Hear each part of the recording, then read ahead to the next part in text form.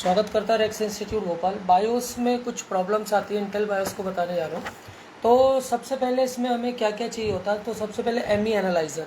System let start हो रहा है, सिस्टम एक पर्टिकुलर टाइम पे बंद हो रहा है, इस तरह की प्रॉब्लम सॉल्व करने के लिए हमें बायोस को एमई एनालाइज़र के अंदर डालना होता है और उसके अंदर बहुत सारी चीज़ें आती हैं जो मैं आपको बता रहा हूँ। कंप्लीट वीडियो या तो ऑनलाइन, ऑफलाइन या वीडियो क्लासेस आप हमें ज्वाइन कर सकते हैं। इंट्रोडक्शन कुछ थोड़ी थोड़ी चीज़ें मैं देता रहता हूँ। तो यहाँ पर देखिए, सबसे पहले एमई एनालाइज़र, ये आप नेट से डाउनलोड कर लीजिए, फ्री होता है गूगल पे सीधा एमई एनालाइज़र डालेंगे आ जाएगा। फिर ये देखिए me.exe, इसको ऐसे आपको क्लिक करना है। क्लिक करते ही इस तरह से खुलेगा। खुलने के बाद आपका जो डेल या ये डेल लैटिट्यूड E5450 ये वाली बायोस मैंने डाउनलोड करी थी इसी लैपटॉप की, आपको दिखाता हूँ। 5th जनरेशन का है ये। तो आप इसको इस तरह से उठाएंगे, यहाँ से ड्रैग करेंगे और इसके अंदर आपको इसको डालना है। जैसे डालेंगे एंटर करिए, तो यहाँ पर ये एमई का पूरा क्या करेगा, आपको एनालाइज करके बताएगा कि एमई का वर्जन नंबर क्या है, रिलीज डेट क्या है, टाइप क्या है, रीजन क्या है, एसक्यू क्या है, VSVCN क्या है, पीवी क्या है और FITC वर्जन क्या है, साइज़ क्या है, प्लेटफॉर्म क्या है। ये देखिए ब्रॉडबेल दिखा रहा है 5th जनरेशन का, latest no, Dell firmware update, OEM2 ID detect. तो जब भी इंटेल अपना खुद बायोस बनाता है उसके बाद HP को देता है, डेल को देता है, तो ये कुछ इसमें अपना बायोस में डाल देते हैं। तो उसी को हमें हटाना होता है, उसी को हमें सारी चीज़ें करनी होती है। तो यहाँ पर आप देखिए, सबसे पहले यहाँ पर आपकी फैमिली क्या दिखा रहा है, फैमिली में ये क्या आ रहा है, इधर दिखाओ कॉपी में, फैमिली में ये दिखा रहा है एमई फैमिली आ रहा है। इसके बाद ये मतलब आपको एनालाइज करके बता रहा है ये, ठीक है। अब इसमें आप देखेंगे कि यहाँ पर ये जो इसका वर्जन है, तो वर्जन में जैसे दिया है 10.0.33.102।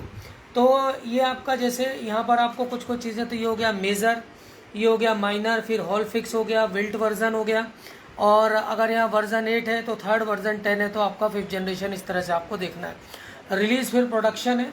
इसके बाद आपका आप यहाँ पे देख पा रहे होंगे टाइप, रीजन और एक्सट्रैक्ट दे रहा है। तो टाइप दो प्रकार के होते हैं, स्टॉक और एक्सट्रैक्टेड। टाइप में हमेशा स्टॉक लेना है जब आप नया ले रहे हैं।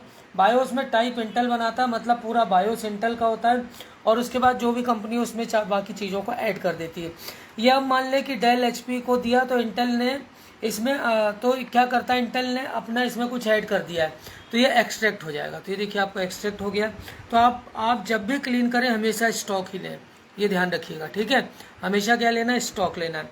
मतलब आप स्टॉक यूज़ करेंगे, प्रेस होने के बाद एक्सट्रैक्ट हो जाएगा। तो जैसे ही इसको आप क्या करेंगे, एंटर करेंगे, पहले स्टॉक लेंगे, फिर ये एक्सट्रैक्टेड हो जाएगा, ठीक है। फिर आपका प्रोडक्शन रेडी है, फिर डेट है, फिर साइज़ है, ये आप देख पा रहे होंगे, साइज़ दिखा रहा है, डेट दिखा रहा है, ये सब चीज़ें आपको इसमें प्रॉपर दिखेगी। तो ये है एनालाइज़र। इसके बाद आपको क्या करना पड़ेगा, एमई सिस्टम टूल लेना पड़ेगा, जिससे फिर आपको इसको क्लीन करना होता है, फिर आपको उसको बायोस में IC में डालना होता है। तो सबसे पहले आप इसको कैसे खोलेंगे मैं आपको बता रहा हूँ। क्लीन MB स्टेप्स, अगर क्लीन इसको स्टेप क्या है क्लीन करने के, तो वो भी देख लीजिए आप। स्टेप्स में सबसे पहले एनालाइज करिए। एनालाइज़र के लिए देखिए मैंने नेट से डाउनलोड किया हुआ है एमई एनालाइज़र। इसके बाद आपको सिस्टम टूल लेना है, सिस्टम टूल कलेक्ट करेगा। फिर आपको एमई फाइल लेना है, ये आपको रिपोजिटरी बनाना पड़ेगा ये फाइलों की। फिर इसकी फाइनल प्रोसेसिंग होगी, मतलब पुरानी एमई को हटाकर नई एमई डालना। फिर आपको कंपैरिजन करना है। कंपैरिजन करते समय आपको देखना है कि पुरानी में क्या था और नए में क्या हुआ है। तो ये पूरा स्टेप आपको कब करना है, क्या होता है कि इंटेल जब भी आप करोगे, तो अगर अपडेट भी करोगे तो क्या होगा, लगे लगे में क्या करेगा, एमई को अपडेट नहीं कर पाएगा, क्योंकि CPU के पास वो अथॉरिटी नहीं होती। बाहर निकाल के करेंगे तो हो जाएगा। तो हम पूरे बायोस को ना करके सिर्फ हम एमई रीजन को क्या करते हैं, यहाँ से क्लीन करते हैं, क्लियर करते हैं, जिससे कि क्या हो जाए, वो जो प्रॉब्लम आ रही थी वो पूरी तरह से शॉर्ट आउट हो जाए। तो एक बार फिर से दिखा देता हूँ। आप यहाँ पर देखिए, आपको कुछ नहीं करना है। नॉर्मली ये आपका ये एमई एनालाइज़र हमारे पास है, इसको मैं बंद कर देता हूँ। ये हमने डाउनलोड किया हुआ है me.exe, ये इस तरह से ओपन होगा। फिर हमने बायोस फाइल इसकी नेट से ली हुई है, या आपके पास कोई लैपटॉप पड़ा है सेम, तो उसको सीधा रखो ना, एकदम सीधा, तो उसको आप नेट से क्या कर लें, नेट से बोल रहा हूँ, उसकी सेम कॉपी बना लें इस तरह से। अगर वो सही चल रहा है, वो एक ऑप्शन होता है। अब इसको आप इस तरह से इसको इसके अंदर डालेंगे, ये देखिए मैंने इसके अंदर डाला, फिर ये क्लोज कर लो। फिर यहाँ से आपको एंटर करना है, दिख रहा है, फिर यहाँ से आपको एंटर करना है। अब आप देखिए यहाँ पर ये version, release type, SQ, PV, date, FITC version, size, ये सारी चीज़ें यहाँ पर शो करेगा। तो ये एनालाइज़र है, कभी भी एनालाइज़र से आप सारी चीज़ों को उसको एनालाइज कर सकते हैं कि उसका वर्जन नंबर क्या है, सारी चीज़ें क्या है, एमई फैमिली क्या है। तो बायोस में क्या होता है बेसिकली, अगर AMD की बात करूँ तो उसमें कोई रीज़न नहीं होता, सीधा क्या होता है, सीधा क्या होता है आपका पूरा बायोस होता है। और इंटेल में क्या होता है, जो भी इंटेल की बायोस होगी उसमें जो मुख्य रीज़न होंगे FD होगा, फिर आपका GPE होगा, फिर ME रीज़न होगा, फिर बायोस रीज़न होगा। तो हमें इसको क्लीन करना है, इसको क्लियर करना है। इसके कारण क्या क्या प्रॉब्लम आती है, इसके कारण लेट स्टार्ट होगा और प्रॉपरली क्या होगा, 30 मिनट में स्टार्ट हो रहा है तो 30 मिनट में स्टार्ट होगा। इस तरह की जब भी प्रॉब्लम आएंगी तो आपको क्या करना है, ME रीज़न को क्या करना है, क्लीन करना है, क्लियर करना है। ये प्रॉब्लम इससे नहीं आना है, ठीक है। तो ये चीज़ ध्यान रखिएगा कि आपको क्या करना है, सबसे पहले बायोस को लेना है, उसको एनालाइज करना है कि कौन से वर्जन की है, 5th 6th 7th 8th 9th। ये पूरा वीडियो नहीं बना रहा हूँ मैं, उसमें अगर आप प्राइवेट वीडियोस परचेज करेंगे तो उसमें पूरा दिखा देगा। तो ये आपका ME को क्लीन करना, क्लियर करना, ताकि आपको पूरी बायोस ना करनी पड़े, क्योंकि कुछ पर्टिकुलर प्रॉब्लम सिर्फ ME के कारण आती है। फिर से देख लीजिए, एक बार फाइनल बता देता हूँ, जूम कर लीजिए। आपको कुछ नहीं करना है, गूगल पे जाकर इस तरह से आपको जाना है, यहाँ से आपको गूगल कंट्रोल एंटर लेना है, फिर यहाँ से आपको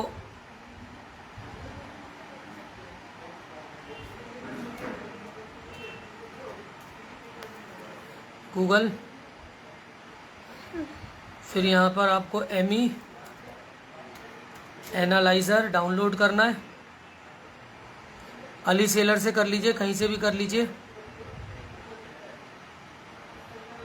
यहाँ से आपको ऐसे टूल को भी डाउनलोड करना है। ये देखिए ME एनालाइज़र दिख रहा है आपको, ये इस तरह से दिखाई देगा, ठीक। सीधा डाउनलोड पे जाएंगे तो डाउनलोड आ जाएगा। डाउनलोड होने के बाद आपको कहाँ जाना है, सीधा डाउनलोड के होके आपके पास आ जाएगा। फिर आपको ये ME.exe इस तरह से दिखाएगा। फिर डेल को उठाया मैंने, सॉरी, फिर मैंने इसको ये भी बायोस बिन फाइल भी आपको डाउनलोड करना है। फिर ME.exe को खोलना है। फिर ये डेल, ये आपको इसके अंदर क्या करना है, डालना है। सब अलग अलग वर्जन से बहुत सारे होते हैं, आप इसके अंदर इस तरह से जैसे एंटर करेंगे ये पूरी चीज़ें क्या करेगा, यहाँ पर शो करेगा। तो ME एनालाइज़र, इसके अलावा जो टूल है वो अलग डाउनलोड करना है। इसके अलावा आपको फाइनल प्रोसेसिंग रिपोजिटरी बनाना है। तो ये सारी चीज़ें बनाएंगे तब जाकर ये प्रोसेस होगा। ये मुश्किल से 1 से 2 मिनट में, 1.5 मिनट में पूरा काम हो जाता है। तो ये आपका एनालाइज़र है। और इस तरह की चीज़ें एक्चुअल लैपटॉप रिपेयरिंग पूरे MP के अंदर, बायोस एडिटिंग, बायोस से रिलेटेड जितने कंसर्न है, फ़ैन की स्पीड अपने आप बहुत ज़्यादा कम ज़्यादा होने लगना, ब्लैक स्क्रीन हो जाना, ऑटो शटडाउन होना, लेट स्टार्ट होना, बहुत सारी बायोस की अलग अलग प्रॉब्लम्स होती हैं। तो हम उनमें अलग अलग प्रॉब्लम में छोटी छोटी टुकड़ों में कैसे उसको सॉल्व करते हैं, पूरा बायोस कब करना है, EC बायोस क्या है, इसमें जो रीजन्स होते हैं FD, GP, ME2, जी रीजन का मतलब होता है, इसके अलावा EC रीजन, बहुत सारे रीजन होते हैं। रीजन का मतलब होता है पार्ट, मतलब अलग अलग इसके टुकड़े। तो ये आपको रीजन याद रखना है और एनालाइज़र याद रखना है, और फिर उसको कैसे एनालाइज करना है, वर्जन देखना है, इसके बाद उसको कंपेयर करना है, कंपैरिजन करना है लास्ट में। तो ये क्या हो जाएगा, आपका जो प्रॉब्लम आ रही थी वो शॉर्ट आउट हो जाएगी। तो ये आप देख पा रहे होंगे, इस तरह से पूरे MP के अंदर आपको कोई भी नहीं कराएगा, बोलेंगे सब डेमो पढ़ लीजिए, इस तरह का काम होगा। कुछ इंस्टीट्यूटों का काम यही है। और आपका टाइम पास करा के एक भी लैपटॉप आप ना बायोस एडिट कर पाएंगे, ना आप लैपटॉप रिपेयर कर पाएंगे, ना आप हिंचेस बना पाएंगे, ना ग्लास चेंज कर पाएंगे। तो सोच समझ कर एडमिशन लीजिए कहीं भी। Thanks for the watching.